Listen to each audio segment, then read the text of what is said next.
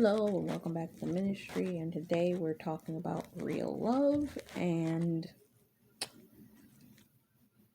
I don't know if this is going to be one or two parts, but we'll see. As far as we get, we get.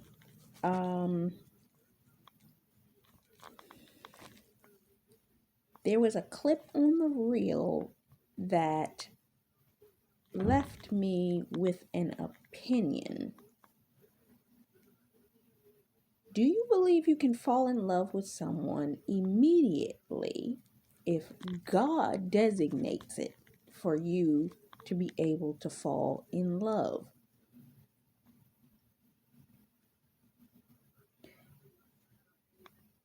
I believe that if there is a soul level connection before sex, then it's a potential that a part or a thought of equality or equal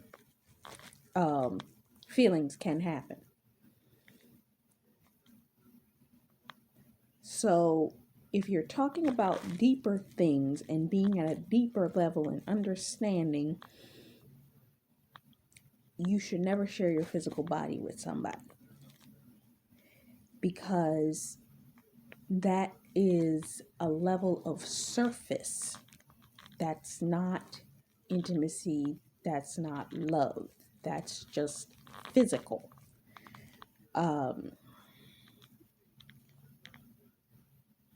So you don't have to really make a connection with the person's soul and spirit, creating a spiritual tie to the person. If the person is committed to you by marriage, every person is connected. You are connected by your marriage to that particular person that you are married to, and they are to you. So it brings a level of spiritual contamination when you're giving your body to somebody and it's unclean, which can literally make you crazy if the other person has spiritually given their body to somebody else or multiple other people. You're spiritually fighting off all of the people that they slept with. You're feeling all of the spiritual connections, soul ties, pulls, and all of this kind of stuff with the person or people that they were with, if they have not cut spiritual ties. This is why when a person cheats, or if a person is sleeping with two different people at the same time, the two people that they are sleeping with will have sometimes have some type of spiritual issue, meaning one will start acting crazy, the other one will start acting suspicious. It'll be a weird thing because of the fact that they are sensing the other person on the person they're sleeping with.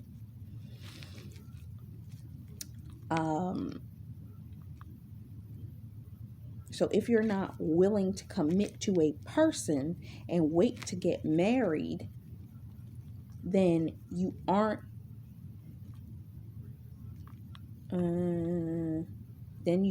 allowing real love to blossom naturally.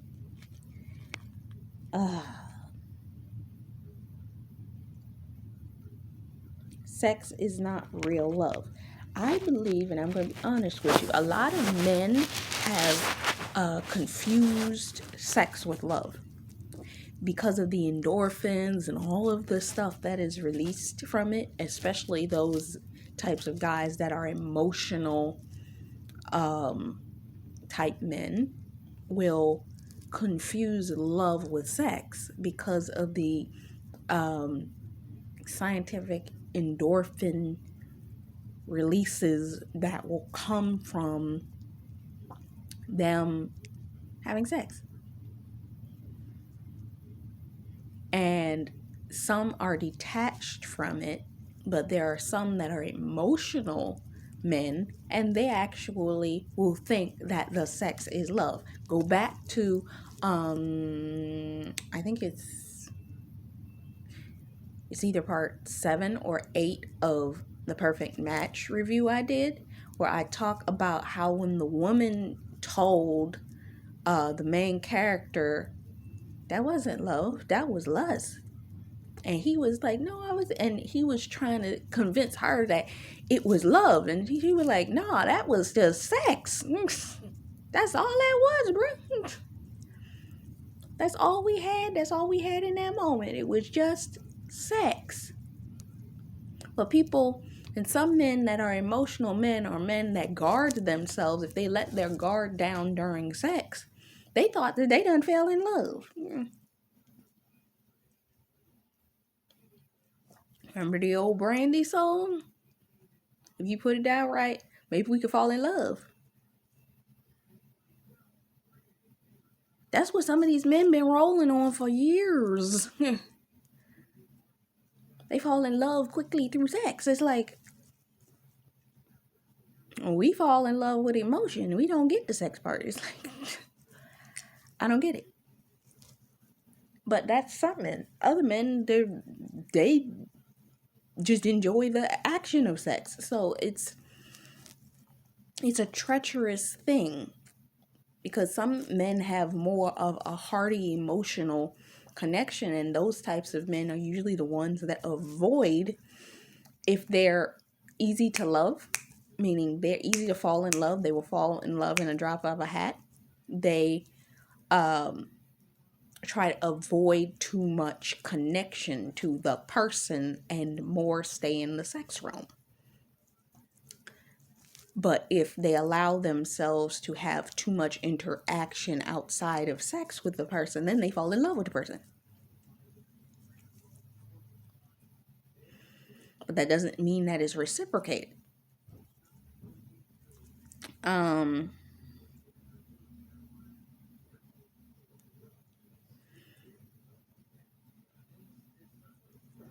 Most people aren't willing to experience everything else before committing their bodies to someone.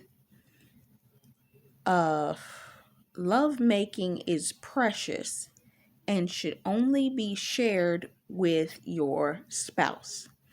When a person has all the aspects you want in a partner, you get along mentally, emotionally, physically, spiritually, and socially, then you get to know each other. And in that getting to know each other on a level that, how can I help you better be a better person of you, ease your mental stress, heal your emotional pain, help you physically, speaking to you spiritually, help you get over social anxieties. Sarah Jakes did a word a long time ago. This became like a viral reel on Instagram. It talked about, it was from one of her sermons where she was speaking about, and I think at one point I had it on my phone, but I don't have it anymore, where she was talking about, how can I feed your famine? How can I feed the parts of you that are dry? How can I feed the parts of you that are dead? How can I feed the parts of you that are thirsting for connection? How can I love on you better than what you would naturally assume you would need? How can I connect with you to a specific degree? How can I serve you better? How can I be an asset to you? You understand what I'm saying? And That's what you are to your partner. You are an addition to them that helps them maintain who they are and vice versa, who you are. Because you are literally a helpmate. So then when you have kids, how many kids do you want? How would you handle those kids? How would you balance them? How would you balance them with your careers? Making time for each other. I saw I don't know whether I mentioned this before, but I saw a Instagram post the other day, and in it talked about I might be able to find it. But I would have to leave this post, and I don't particularly want to do that because I don't know whether I'll be able to come directly back to it. But it literally is a post that talks about all the things that a woman has to be in her relationship and being the woman of the household.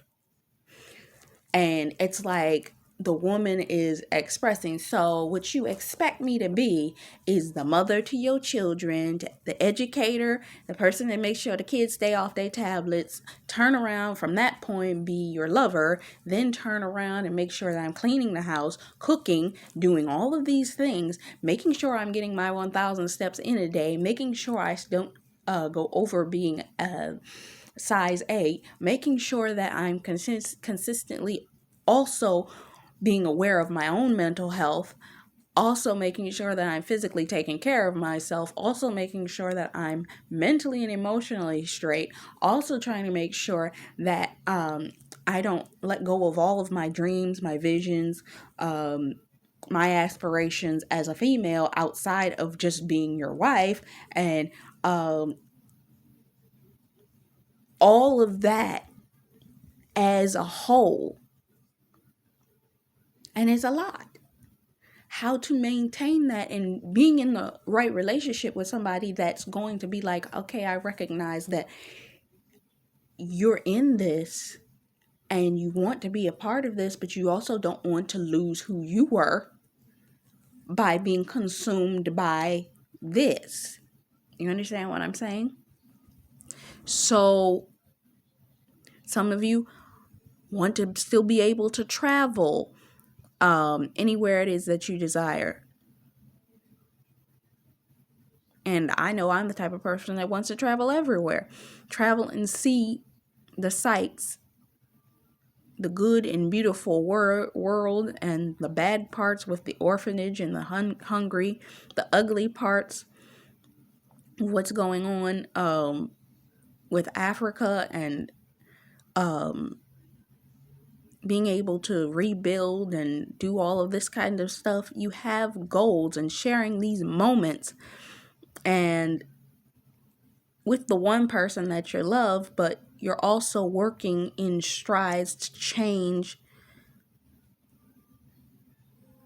platforms and are working with people in high places to make sure things are getting done, dealing with education, physical health, all of these types of things. Pretty much what I was just saying.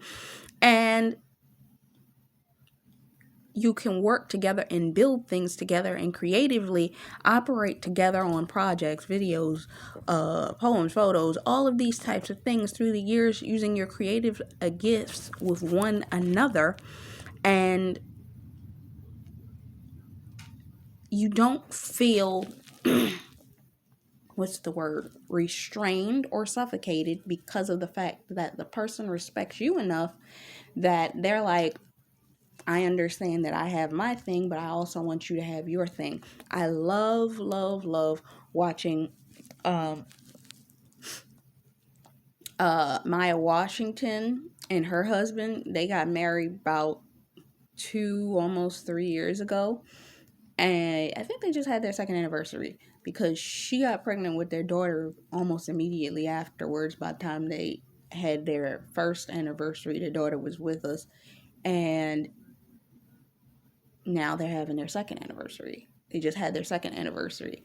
And they have such a high respect for one another. She just went on vacation for a week or 2 weeks without her husband. And he just took off and he's taking his week or two long vacation by himself. So they have like a repertoire with each other that it's understanding that they were still independent people prior to getting married and they don't want to lose that, and having respect for that. It's finding your rhythm with one another and finding the fact that, oh, this person is creative too. This person is this too. And when you're with somebody that respects that, and you're not just saying that, oh, I'm telling you this, but you're still going to do what you want, and ignoring everything about the fact that this person is slowly dying that they fell in love with initially because of all of those things. So it's that understanding that you both have a creative gift amongst one another, and that these gifts are meaningful, and these are passionate things that you love about one another, that is what keeps the love strong. That's what keeps you in those tough times, by allowing you to have the communication when things feel like they're falling apart, and always remaining open with one another, so that you are able to continue to communicate. And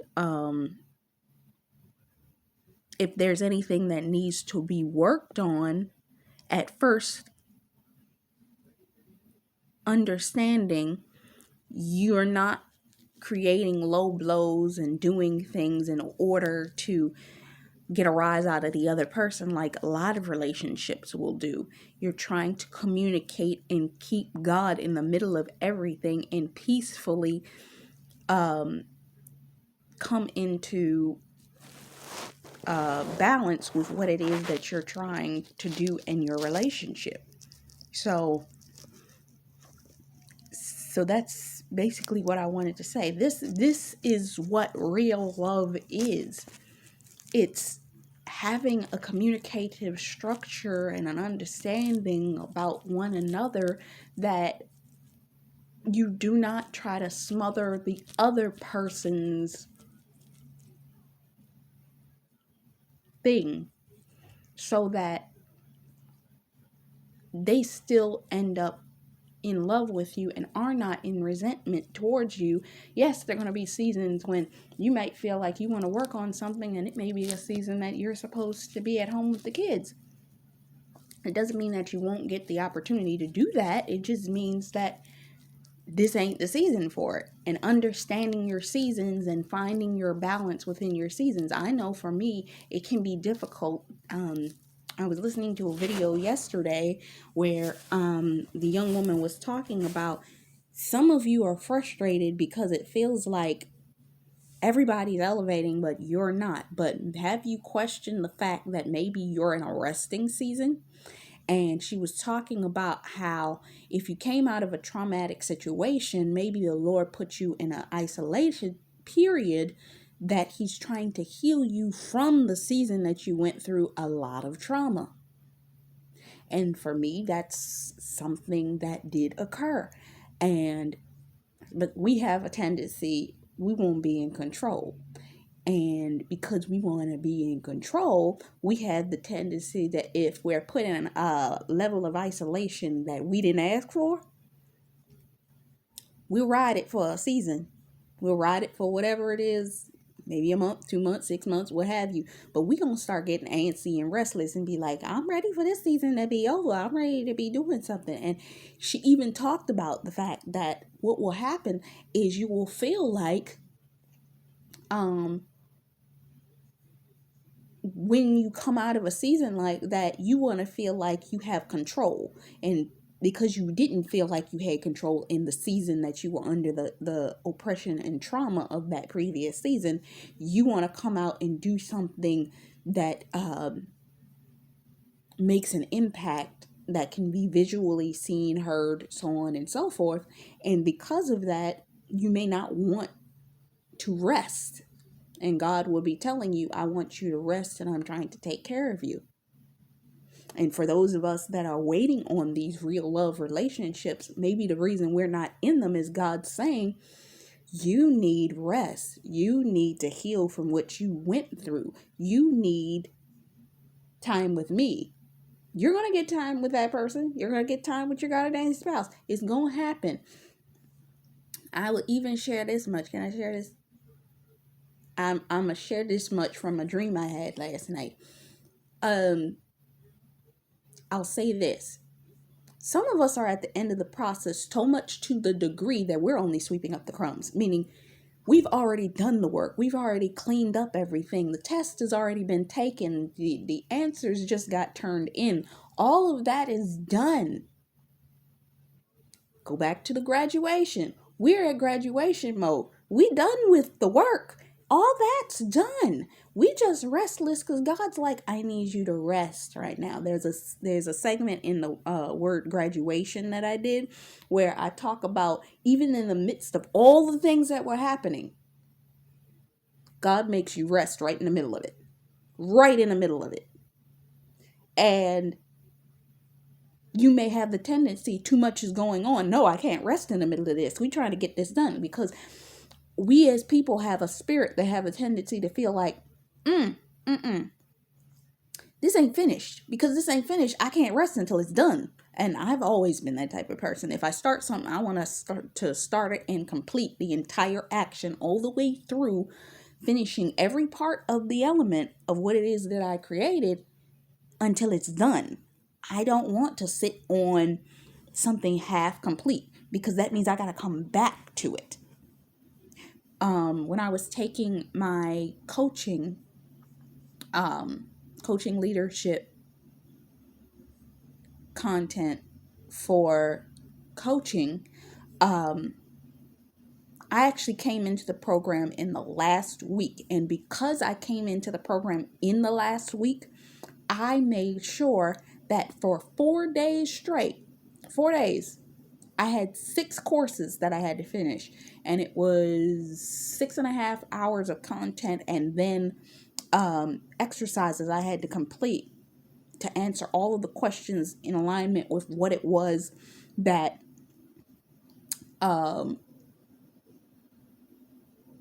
what it was in relation to my leadership. And I completed all of the content in 4 days. When I tell you, I pressed through that in 4 days because of the fact that I didn't want to be behind anybody else because of where everybody had been. So I wanted to make sure, okay, if I'm going to do this, let me press through and finish it so that I'm in line with everybody else. So when they're ready to give out the certificates or exams or whatever it is, I'm ready to go with everybody else. Because I don't sit on things. And some of us, we're going to come into marriages. We may have been working on stuff. We may have been, and God's saying, no, in this season, I need you to rest. I need you to heal. I need you to get to know your spouse. I need you to, you're going to be rearing kids in this season, so I need your focus to change. So y'all need to get on the same page with this and all this kind of stuff. So those things that maybe your coaching or maybe whatever it was that you felt like you needed to focus on isn't what I need your attention on right now. It's not to say that you won't have it. It's just right now.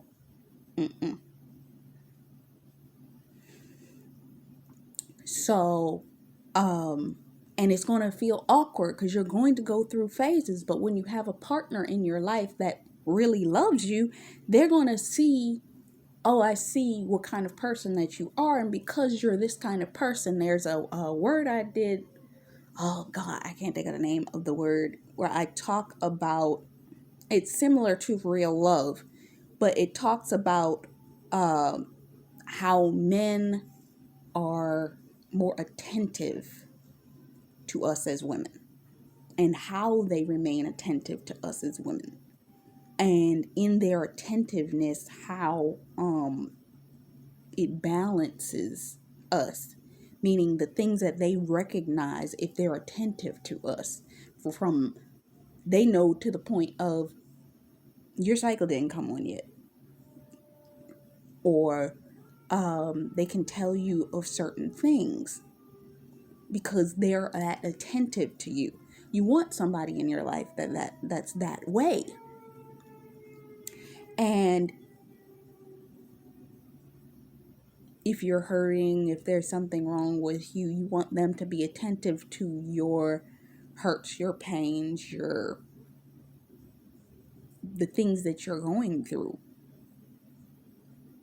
To have the ability to sit down and talk with you, to be able to hear what you're saying and be able to understand what your problem and or issue is in that season, and find ways that, because they respect you enough, okay, I understand that they're having this problem, I need them to feel as normal as possible during this season, I'm going to do XYZ. These types of things, I'm going to help them feel more comfortable because they recognize that.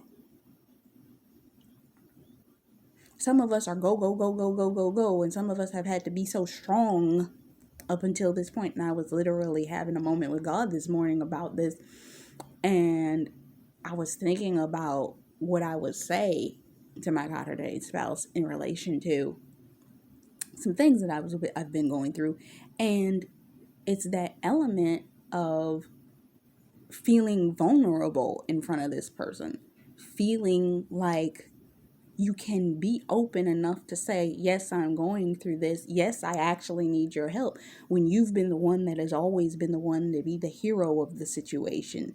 You've always been the one to be the strong one in the situation. And God's trying to show you that I'm sending somebody into your life that's going to be the strong one for you when you can't be strong. Physically, emotionally, mentally, all that kind of stuff. They get to flex a little bit because you might be down for the count, because some of y'all gotta realize these pregnancies may be a little bit of stress on your body. And you're gonna need that help from that man. And God might let it be that way because he wants to show you, nah, this season, he gonna do all the heavy lifting. You're not. Sit down. Rest. And a lot of us feel rambunctious or restless if we can't put our hands to it or to something. And God's saying, not this time. I'm going to show you what a man's supposed to do in your life. Maybe you ain't never seen it, but this is what I'm going to show you. And we got to let the men do it. And some of us subconsciously have been craving it. But God said, in this season is me. Let me deal with that. And when I release him to you, he gonna deal with the rest. But y'all in healing mode. So allow the Lord to heal you so that you can accept and receive the real love in which you need to receive in this season. So you can walk into it with a freeing, to walk into it and understand, yeah, I'm going to need to be vulnerable with this person. I'm going to need, a lot of us, we've been vulnerable with so many people, and every time we showed our vulnerability, they ate us alive. So subconsciously, it may not even be to the surface consciously. It may be underneath. You're like, I can't. And even if I tell you what I'm going through, I can't release that part of myself to you, because every person I've ever released that part of myself to you. You understand? But this is what real love is. Real love is patient. Real love is kind. Real love is long suffering. You might go through some things. You might, but it's the love is still there. Megan Michelle did a word yesterday that God doesn't believe in divorce. And in some ways, I believe the dream that I had last night had a little bit to do with that. because sometimes we feel like they can't come to us until they all the way together. And I almost felt in the dream I was dealing with last night that the person was saying, oh, you don't have everything cleaned up yet. But at the same time, they helped me clean it up. But I find it interesting that they went to clean the outside. I stayed cleaning the inside. Some of us are dealing with things internally that we need to clean up that residue. And then the things will come into focus and alignment. And the things that your God ordained spouse is going to help you with, it's not to say that he's only going to be focused on taking care of the outside of you, but he may initially help with the outside. But as things go on, he's going to help you get rid of those elements internally as well. The triggers, the little things. But that's what real love is. Real love allots for that person to assist you in all of the things I talked about. But you have an awareness and a communication. Because marriages end because of communication issues, sex, and money. If you make sure that your communication is on point, no matter what, you make sure that you're finding how are we going to handle sex, even if we mad at each other. And then you're dealing with whatever financial things, cleaning and clearing those things up. And maybe that's what the external thing is. Cleaning up whatever financial issues or whatever the things is that you can't clean up that are not internal. They're going to help you with that too. But let them help. Deal with these areas. And once you deal with these areas, everything's going to be smooth sailing. It's not to say that it's always going to be smooth sailing, but you'll have something that other people don't, because you'll have the level of communication that you can stop something before it becomes an issue. So I hope this blessed you. This is Taj Cameron from Love, Faith, Peace, and Blessings. Food for thought. Until next time.